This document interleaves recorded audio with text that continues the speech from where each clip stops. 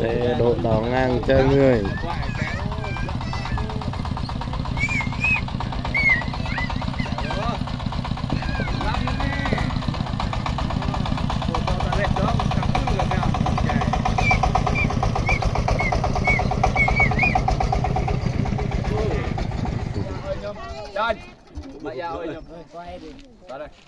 Hôm nay anh em chúng tôi làm đoàn xiếc đi nhặt đá.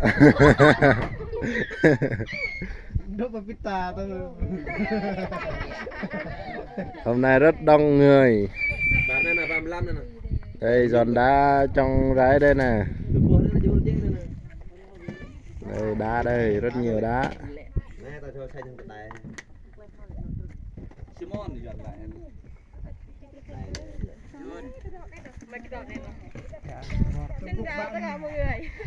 Hello.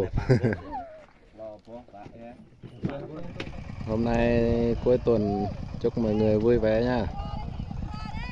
Hôm nay mình đi giòn rái cùng anh em.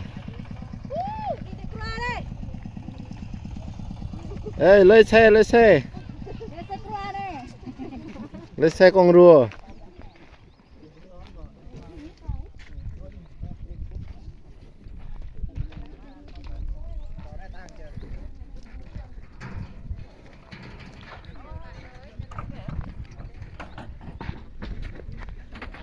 Đây bên đây toàn con cái không nhá. Thật nào ạ. Cái con tấm ăn rút cảnh gì thôi.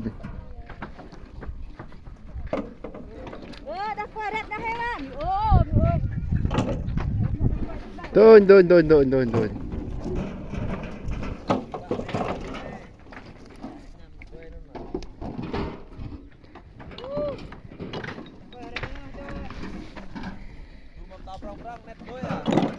Mới á.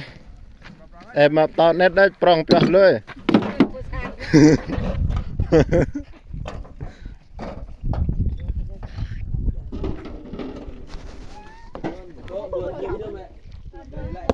Xin mời anh em xem kỹ thuật đập đá này. Ôi. Vậy.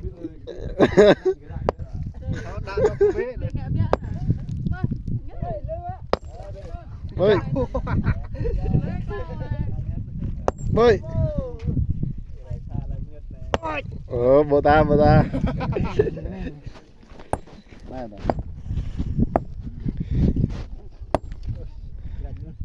Quay đập đá này.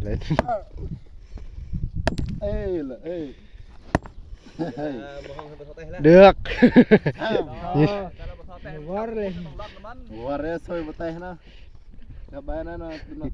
Gần tôi là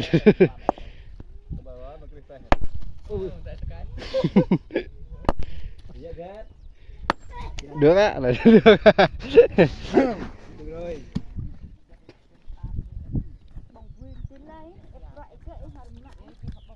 Lại bong pro em tí nè. Nên là dòng nó tàu cái kren bé hả?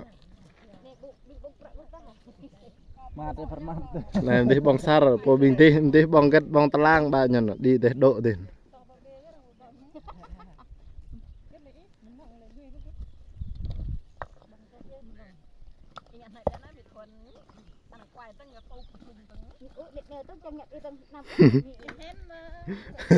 Ý dòng con tóm nè. Quay phim.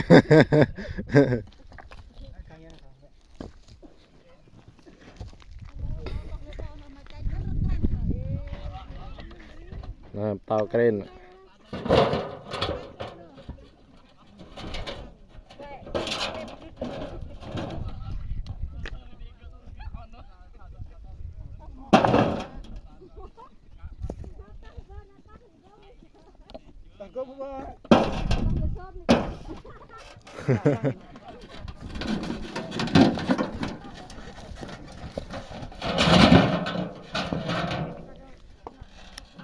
Xe rùa rất khỏe.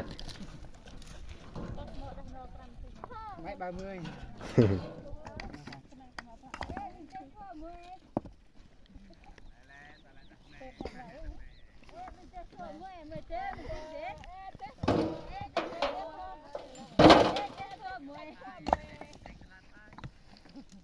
Nah kelah na đập này so cái này nó như tàng bình tì lên tao no so hôm nay Besok ni hoti ruang. Ini na lihat nang. Wang. Hello, xin chào mọi người nha. Hôm nay mình đi đuôi đá.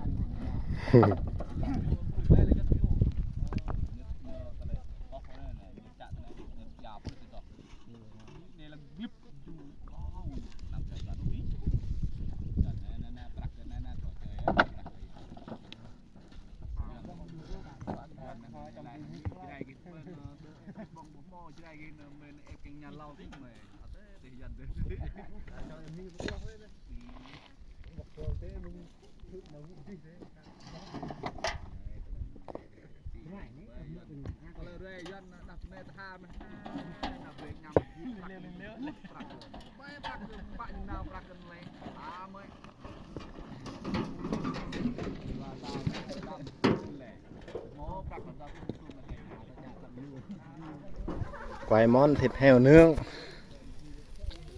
nhằm vui đầu bếp mì thái lệ họ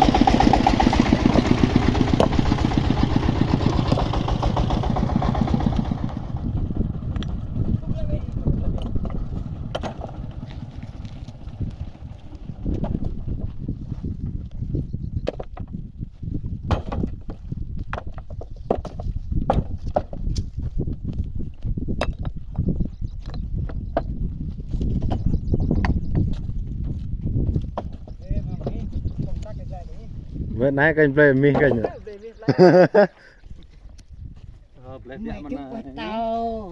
Rồi giờ người ta rui những bông rác này nó mất không này. tôi kinh lăng play lô biết kênh rồi kịch lại kênh đăng ký play lô lô biết tạp bình này cùng bắt tàu Mọi mình bộ